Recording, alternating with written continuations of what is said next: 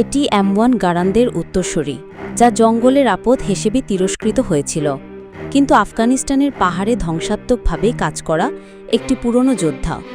এটি হল M14 rifle.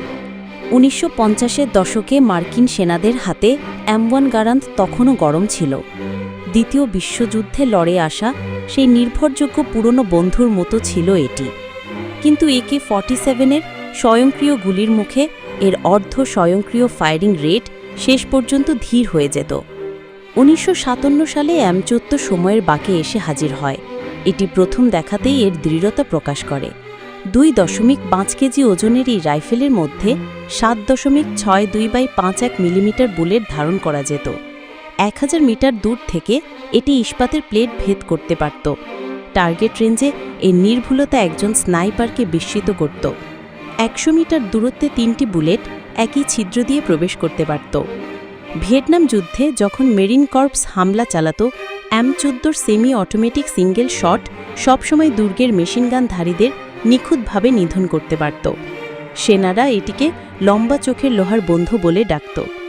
তবে প্রশংসা আসার আগেই সমালোচনাও আসতে শুরু করে।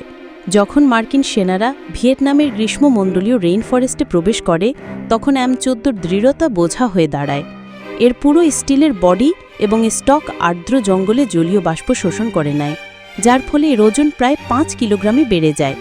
সেনারা এটিকে পিঠে নিয়ে কাদার মধ্যে গড়াগড়ি খেত। মনে হতো যেন অর্ধেক কাটা একটি গাছের গুঁড়ি টেনে নিয়ে যাচ্ছে। সবচেয়ে মারাত্মক ছিল এর স্বয়ংক্রিয় ফায়ারিং মোড। এটি AK-47-এর সাথে পাল্লা দেবার জন্য ডিজাইন করা হয়েছিল, কিন্তু 7.62 মিলিমিটার বুলেটের রিকয়েল এত বেশি ছিল যে একটানা গুলি চালালে রাইফেলটি যেন বনু মৃত্যের মতো লাফালাফি করত।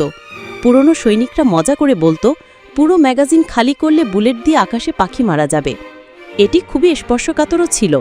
এর ম্যাগাজিনের ভেতরে থাকা সূক্ষ্ম যন্ত্রাংশগুলো সামান্য কাদা বা বালি লাগলেই জ্যাম হয়ে যেত এবং সেনাদেরকে বেয়োনেট দিয়ে পরিষ্কার করতে হতো, যা এমন গারানদের চেয়েও 10 গুণ বেশি ঝামেলার ছিল। কিন্তু ভাগ্যের চাকা ঘুরতে শুরু করে। ভিয়েতনাম ত্যাগ করার পর M14 অন্যান্য যুদ্ধক্ষেত্রে একটি কিংবদন্তিতে পরিণত হয়। উপসাগরীয় যুদ্ধের সময় মরুভূমিতে দূরপাল্লার গোলাগুলি মার্কিন সেনাদেরকে এর উপযোগিতার কথা মনে করিয়ে দেয়। একটি স্কোপযুক্ত করে এটি 1000 মিটার দূর থেকে নিখুঁতভাবে লক্ষ্যবস্তু চিহ্নিত করতে পারত এবং এটি একটি নির্ভুল শুটার রাইফেল হিসেবে নিজেকে প্রতিষ্ঠিত করে।